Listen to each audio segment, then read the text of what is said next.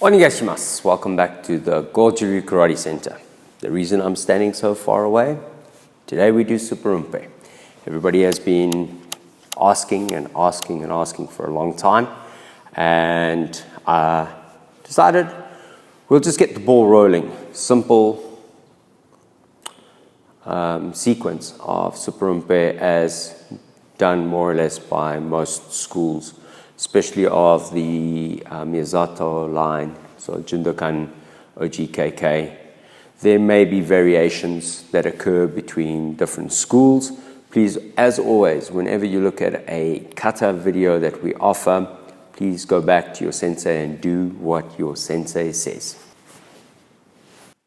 Suparinpei.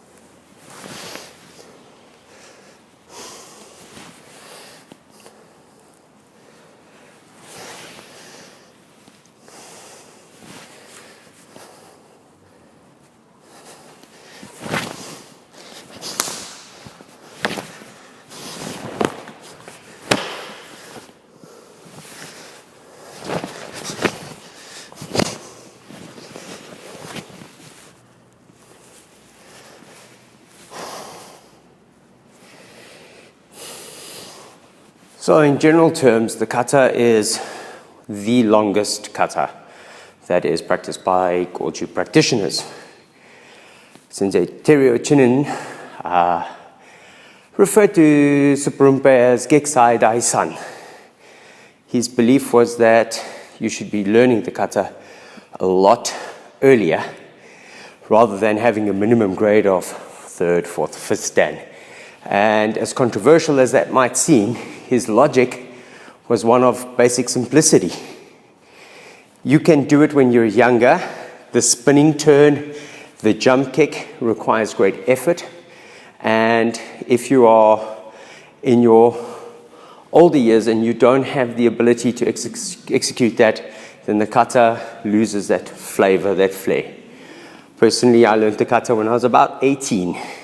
I'm now 46, and the main purpose was for competition. The kata has been exploited in the competitive scene. Many people are doing it for competition because of its length, the amount of time that a person would have on the floor in front of the judges so that they could be viewed longer than their opposition. So the kata sequence and timing, etc., change ever so slightly. as in how you try and amp it up for competitive karate. One of the great problems that we have, and that I saw as a coach, little ones about this big, doing a very, very well executed kata, and do Suparinpei. I was fortunate enough to watch a bunch of kids from Mexico competing in the Santa Claus Cup in 2000, and that was in Hungary. And in one round, they did Goju Ryu Suparinpei. In another round, they did Nanpaipu from Shtoryu. And in another round, they did either Kankaku or Unsu from Shotokan. And like Shotokan, like Shtoryu, like Goju. And everybody was like, wow, what amazing children. Fantastic. Yes, it's fantastic tournament exhibition. They do not have the sightless inkling of what that kata is about in its bunkai, in its application, etc. So please, if you're trying to train young children and you're giving them a very nice template to copy, find the highest quality template in that, but please don't make people believe that those children really understand the kata. They are just competitors, they are players, they are athletes, they are far from being karateka and far from being steadfast students. Suparinpei for us is the kata that encapsulates the most of what Goju Ryu is about. And virtually everything that you will find in all the other katas is somehow in Suparinpei. It is our longest, our most complicated kata, and it has a bedrock with both principles from Sanshin and later on Tensho, but it has all the principles of all the kata basically hidden within its structure. The name Suparinpei means 108, and if you look at some of the older writing, it is 108 hands or 108 fists. It may be a tribute to the 108 Shaolin monks who stood against an emperor, of which 5 survived, and supposedly, allegedly, they became the grand forefathers of most modern Oriental martial arts, kung fu, karate, etc. Just the story that's out there. It may be that it is a combination of the numbers that are found in the Bubishi, the 48 drawings, and comparing those 48 drawings, attack and defense, plus variations of height, etc. And you can find your way, you could do the maths and find your way to 108. Some people said 108 moves. No, it's not 108 moves. I'm still trying to figure that one out. The name, the significance, I think is more of the idea that it is a tribute to the 108 hands, which is maybe a reference to some form, or I think they call them Quan in Kung Fu, and something that has been derived from a particular school. I think this is more in line with the idea that McCarthy Sensei has put forward in Bubishi. One more thing, Suparinpei has probably been around a lot longer than we realize, and again, in Bubishi, there is evidence that it was practiced in different ways or forms by different schools before we had the advent of Goju Ryu or Shorin Ryu or any of the other major styles, Ishin Ryu, etc. One of the important things is that the kata has a lot of mawashi uke, and so after this move, first mawashi uke, second mawashi uke. Some schools like the crossing of the arms, some schools just draw the hand back straight and round. Next thing, some schools like to swivel step. So swivel step basically means they pivot the entire body and throw the body around. And some schools prefer cross step and around. Timing wise, some schools, I'm going to do it from this side. As some schools teach, they'll teach cross step, turn, now the block happens. So it'll very much be feet, hips, hands. And some schools will be more inclined to cross step and already, as you finish the turn, that this kind of drawback happens at the same time. Out. Then the stepping can be in and out or straight. Some schools believe that this is a very aggressive mawashoke, so they have a straight step. Some schools insist that it's still circular. So you will have 1, 2. And then cross arm or straight arm, you can see I favor that. However many variations there are of that particular grabbing, suppressing, holding technique, you can choose which one your school's doing. Basically, for me, the arm is here, simply just grabbing on, pulling the hand out. Some schools, hand is against the body. Some schools, the hand is out. And some schools are saying the person is here 45 degrees. So you'll repeat. So if this was the first one, then it's a 180-degree turn. You'll see I favor cross step.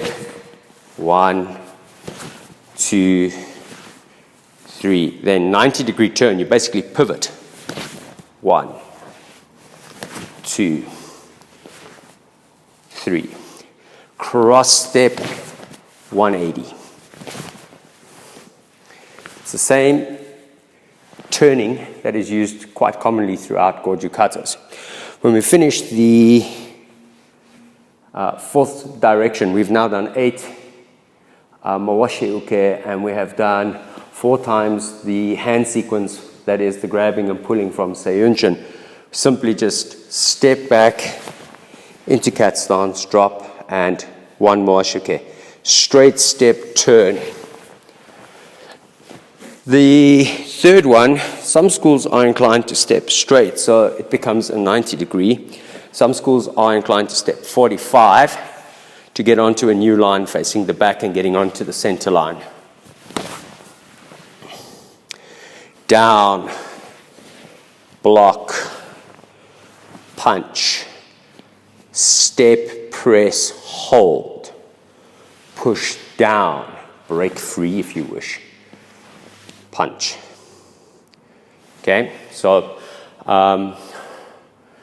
the ideas from maybe a little bit of time with a man called Sensei Brahm Piens, the idea that this is hard, strong, powerful, that you're stepping and you're holding, you're not going same time, but that you're holding your opponent. It's like when you move in and you're pressing your hands against your opponent, you're pressing them in and then trying to force something down.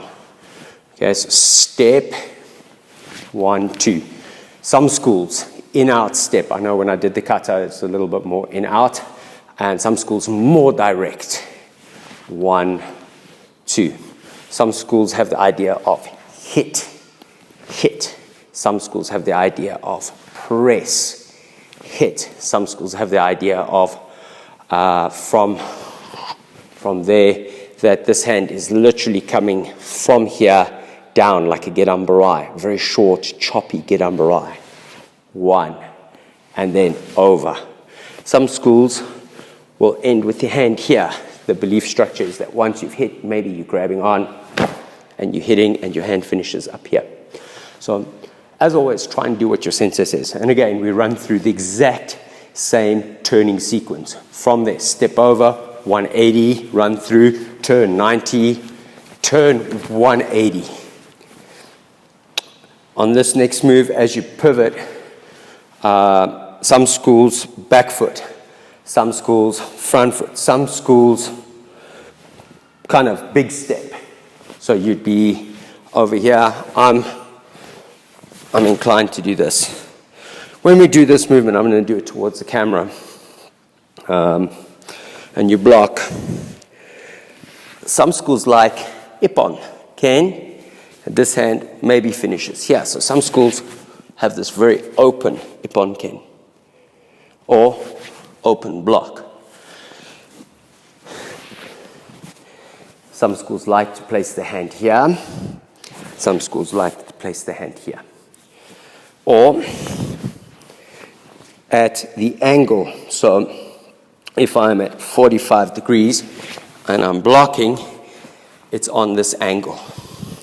The importance of this, and this is why I'm pivoting here, is that the next move, as I step and I drive through, I want to go through this V. I want to hit through the V, and at this point, some variation of the Ippon Ken is used.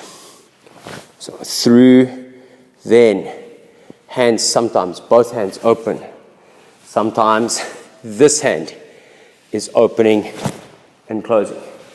And then sometimes this hand is opening and closing. So again, you have to go back to what school you're in and look at the nuance that your school follows. And again, once we've pivoted, we run through. It's a big 180 turn, then a 90 turn, and then a 180 turn, and that'll bring us to the front. 1, 2, 3. I know my memories of the kata. 1, 2, 3. Very relaxed movement in some schools, and some other schools very heavy. Stop, stop, stop. When we get to the next piece, the idea of kick, straight line, elbow hurricane, elbow hand holding position, or kick, zenkutsu dachi line. So it's a slightly angled shikodachi.